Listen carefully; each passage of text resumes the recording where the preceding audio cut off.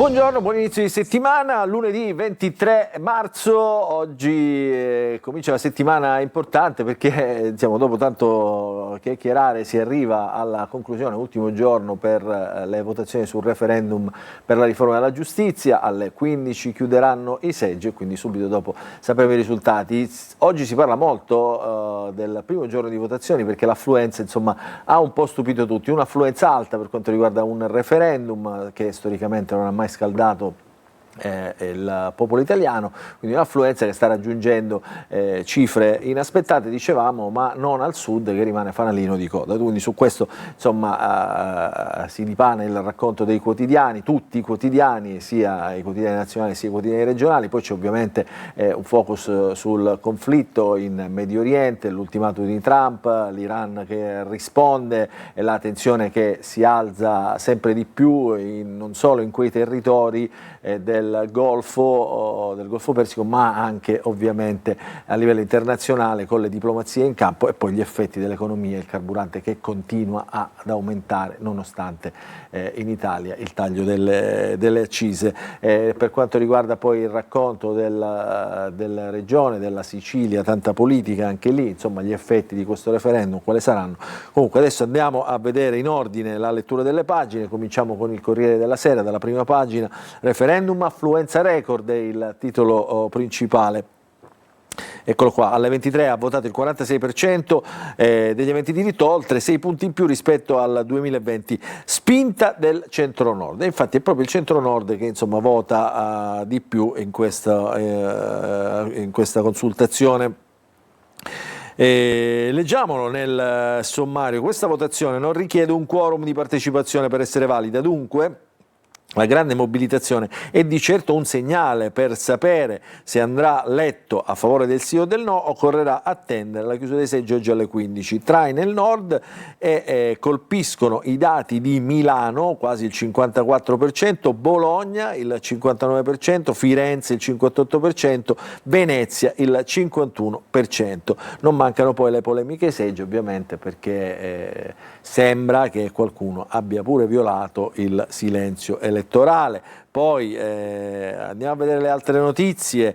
Di spalla le poste, il gruppo Poste potrebbe fare un'offerta di 10,8 miliardi per comprare tutta TIM, quindi rivoluzione nel campo delle telecomunicazioni del nostro paese. Poi i funerali di Salvini, ieri i funerali di Salvini a Pontida, vedete qua la foto con tutti i leader del centrodestra, compresa il Presidente del Consiglio Giorgia Meloni, il Presidente del Senato Ignazio La Russa, il Presidente della Camera Lorenzo Fontana della Lega, Giancarlo Giorgetti, il Ministro dell'Economia, ancora vediamo Calderoli, i figli con la moglie di Bossi e Salvini in camicia verde che la abbraccia. Quindi l'ultimo saluto, i fischi a Salvini, gli applausi alla Premier, lacrime, core e contestazioni, la folla dei militanti per Bossi.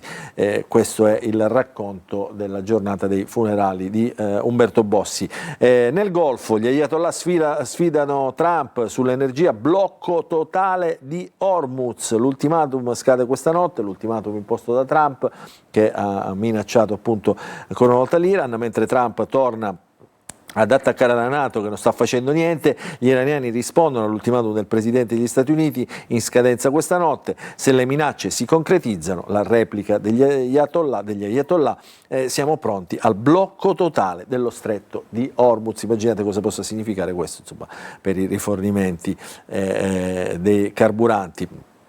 Questo è il Corriere della Sera, nei titoli della prima pagina andiamo a vedere Repubblica, referendum, sorpresa, affluenza all'alta partecipazione alla consultazione sulla riforma della giustizia. Nel primo giorno ha votato il 46% degli elettori, questo è il dato che ritorna ovviamente, più 7% rispetto al 2020, l'ultimo referendum, molte regioni sopra il 50%, tanto il divario tra nord e sud. Schieramenti e sondaggisti spiazzati, urne aperte oggi fino alle 15, hanno aperto alle 7.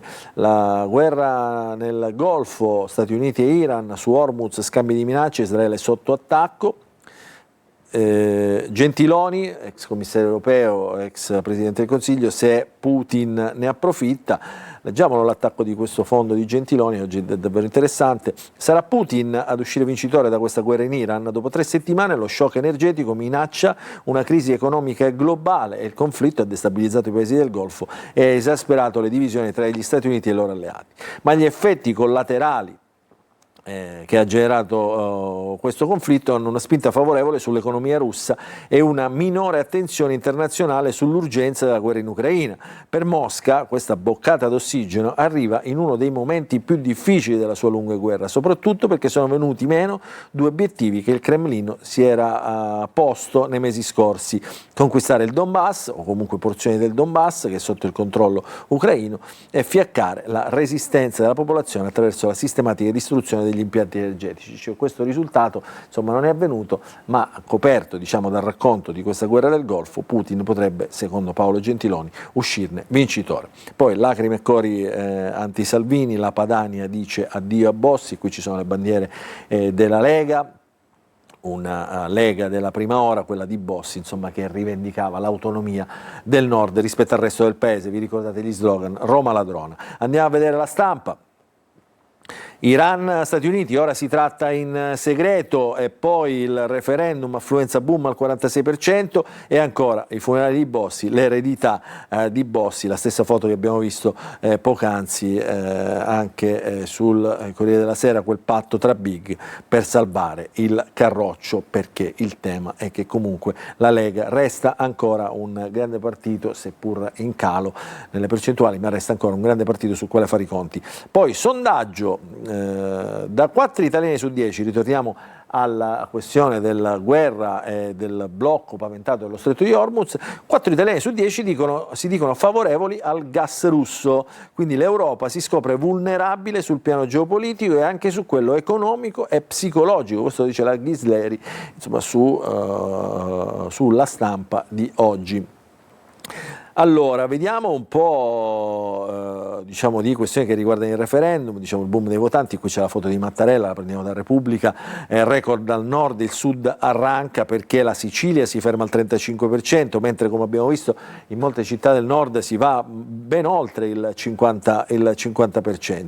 Oggi, secondo giorno, vedremo cosa succederà, se questo trend potrà cambiare. Qui la foto di Mattarella che rappresenta tutti gli italiani, insomma, al seggio. Ma vediamo diciamo in un quadro più ampio, diciamo per esteso, dell'Italia, l'affluenza come è andata. Vedete, le regioni diciamo rosso scuro rappresentano le regioni che sono andate oltre il 50%, tra il 50 e il 60%, quelle di colore un po' più chiaro, tra il 40 e il 50%, quelle in grigio, ovvero tutto il sud Italia, non è riuscita a superare la soglia del 40%. E vedete, agli ultimi posti c'è appunto la Sicilia, c'è anche la Calabria, poi fanno un po' meglio Basilicata, Campania, Molise, ma nessuna Puglia, ma nessuno appunto riesce a superare la soglia del 40% al voto. Vedremo cosa succederà. Anche i sondaggisti sono sorpresi, dice difficile prevedere chi sia avvantaggiato. Il tema era ostico, ma la sfida ha coinvolto e risvegliato l'interesse dei giovani. Questo per quanto riguarda il referendum. Vi faccio vedere anche, eccolo qua, questo lo pubblica il Corriere della Sera, uno schema dove diciamo storicamente si vede la partecipazione al referendum. Si parte dal referendum sul divorzio del 74, quando diciamo l'87,7% degli italiani fu coinvolto e andò al voto, fino all'ultimo, quello della cittadinanza e del Job Act, un referendum che ha coinvolto il 30% della popolazione. Insomma, niente diciamo di nuovo, un trend sempre in calo, soprattutto dal 97, che è uno dei dati più bassi fino ad oggi. Vedete, non c'è stato mai coinvolgimento diciamo totale della popolazione.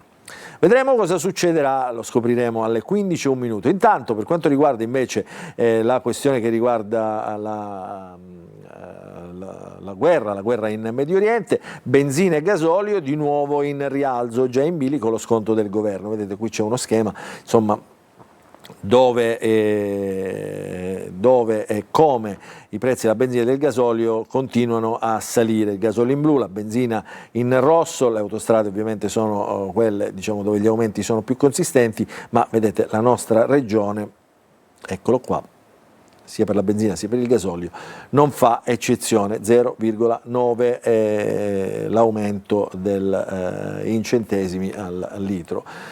Vedremo cosa succederà anche su questo piano, soprattutto sarà decisiva la durata di questo conflitto. Andiamo a vedere un po' di quotidiani politici nell'ultima parte diciamo di questo referendum, nell'ultima giornata. Oggi titolano così, il giornale ovviamente quotidiano di centrodestra: si può fare, affluenza boom e i votanti a sorpresa oltre il 45%, risultato appeso alle grandi città del nord, dati più bassi al sud, quindi si può fare è il titolo del giornale. Andiamo a vedere invece di tutt'altro genere, anzi di tutt'altro tenore, l'apertura del Fatto Quotidiano, che comunque invita sempre ad andare al voto. La Costituzione è appesa a un filo, dice il Fatto Quotidiano, sondaggi smentiti, l'affluenza record stravolge tutte le previsioni, traino del centro-nord, sud giù, propaganda di Fratelli d'Italia in molti seggi. Questo è il Fatto Quotidiano.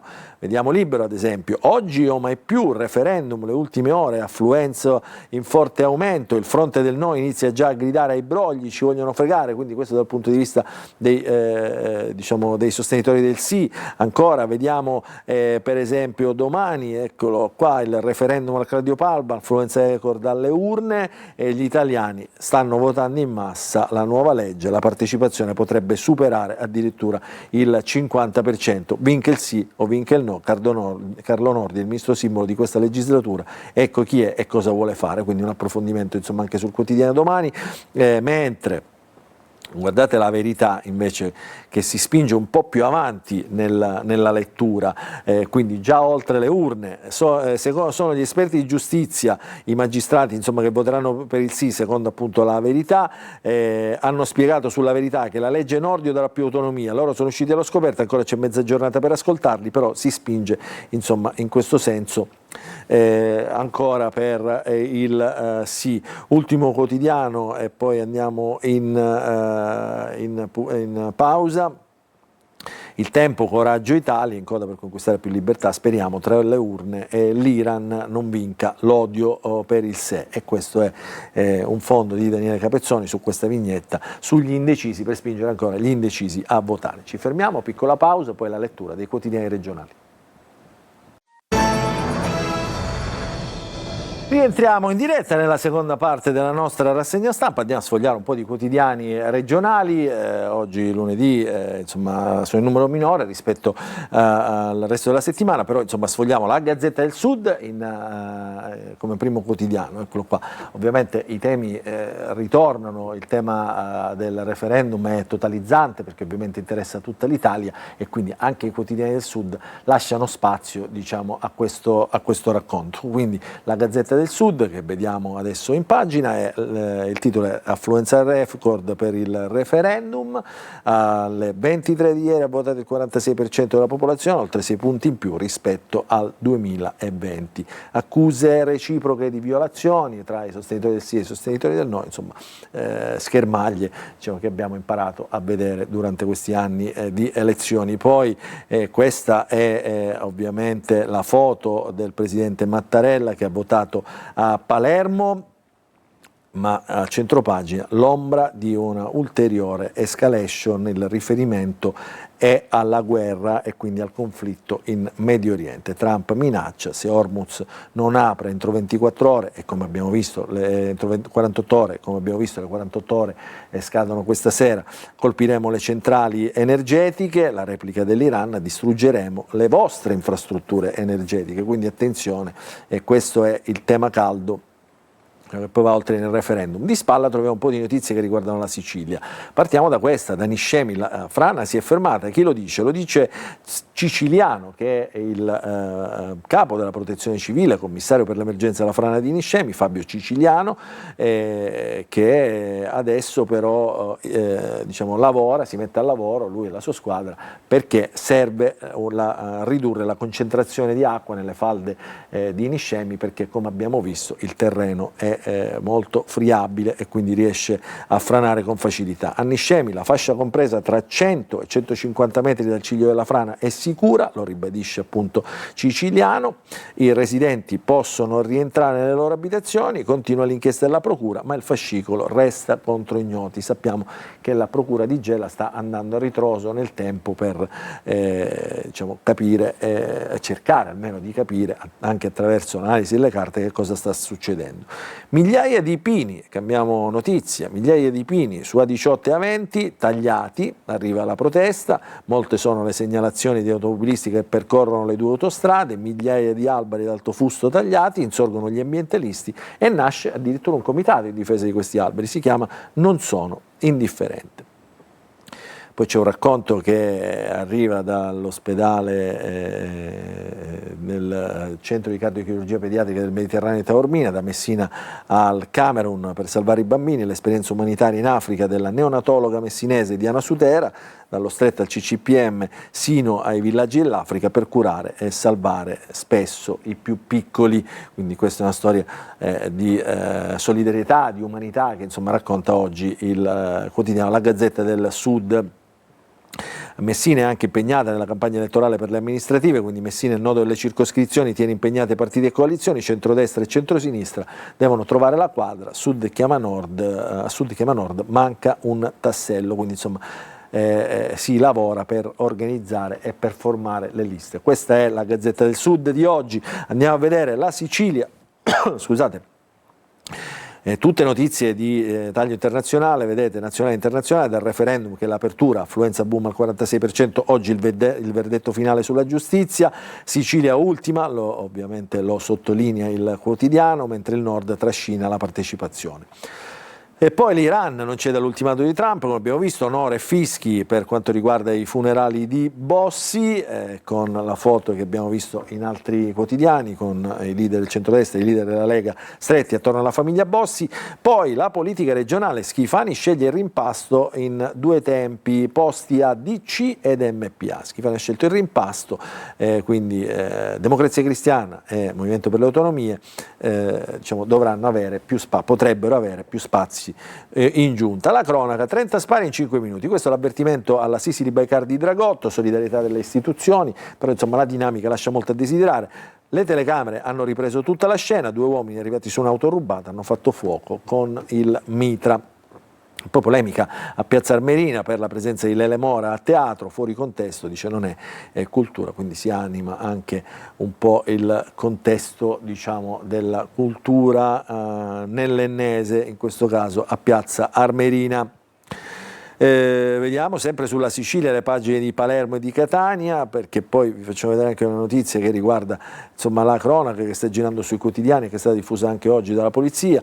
Intanto andiamo con ordine a Palermo, 30 colpi di mitra in 5 minuti, l'avvertimento a Sicily Bycar, Dragotto insomma, resta scioccato e continua a negare ovviamente di aver ricevuto qualsiasi richiesta da parte della criminalità. E poi giunta all'ex DC alla galla, noi siamo pronti, Domenico Bonanno, capogruppo di Generazione Palermo, siamo leali e autonomi verso questa giunta, quindi anche qui insomma, riguarda una rivoluzione in giunta. La foto di Mattarella che vota a Palermo, emozioni e cuore al seggio, quindi il racconto lo fa il quotidiano tra le pagine di oggi. Poi il caso Almaviva, lavoratori chiedono a Schifani delle soluzioni, quindi alla Regione delle soluzioni, annunciano un sit-in per mercoledì, quindi i sindacati insomma, in piazza con questi lavoratori Almaviva che sono quelli che che avrebbero dovuto diciamo, essere riassorbiti dopo aver lavorato nei call center durante l'epoca del Covid. Questo per quanto riguarda la Sicilia di Palermo. Andiamo a Catania. Affluenza sotto la media che sorprende, nell'isola Maglia Nera la città registra comunque votanti in aumento sull'ultimo referendum, insomma, e qui c'è un focus proprio sulla città di Catania. Un tema che scalda ovviamente in città, quello dei parcheggi, sgombero in vista per la palestra Lupo che dovrebbe diventare un parcheggio in una zona dove oggettivamente mancano i parcheggi, ma protestano ovviamente alcune associazioni, perché dicono così la città rimane senza spazi sociali. L'avvio del cantiere del parcheggio fa esplodere la protesta delle associazioni. Questo è uno scorcio della Palestra Lupo, diventato un centro di aggregazione, un centro sociale diciamo autogestito. Amministrative coinvolgono anche alcuni comuni della provincia di Catania, addirittura qui in Randazzo forse 6 candidati alla poltrona di sindaco.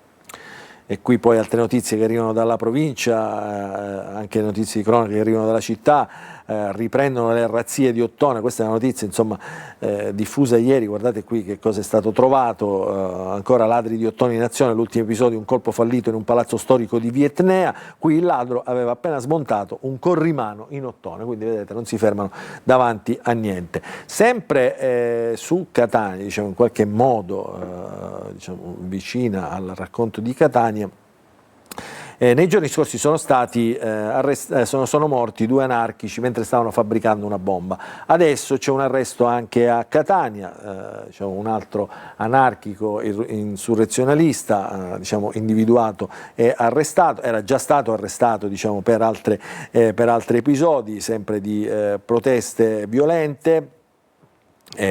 Questo titolo che riporta anche la Repubblica del Corriere, il bombarolo a Catania si chiama, eccolo qua, Giuseppe Sciacca, esponente di spicco dell'area anarchica insurrezionalista, destinatario di un ordine di carcerazione emesso dalla Procura Generale di Torino, deve scontare una condanna definitiva a 4 anni e 5 mesi di reclusione per reati legati alla fabbricazione, detenzione e porto di materiale esplosivo nell'ambito dell'operazione Scintilla. Si tratta di un uomo, classe 1979, considerato un militante di lungo corso, insomma ha partecipato nel tempo e negli anni ad altre azioni di questo tipo, quindi insomma anche Catania coinvolta in questa stretta antiterrorismo.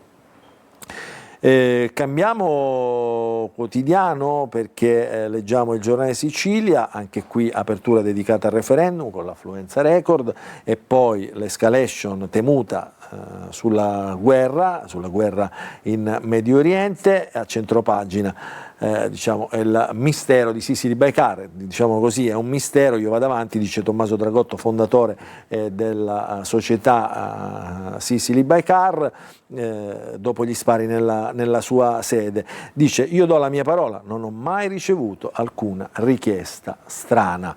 Questo è il Giornale Sicilia, nella prima pagina, di spalla un profilo di Mattia Bani che ha regalato la vittoria per 1-0 al Palermo questo fine settimana.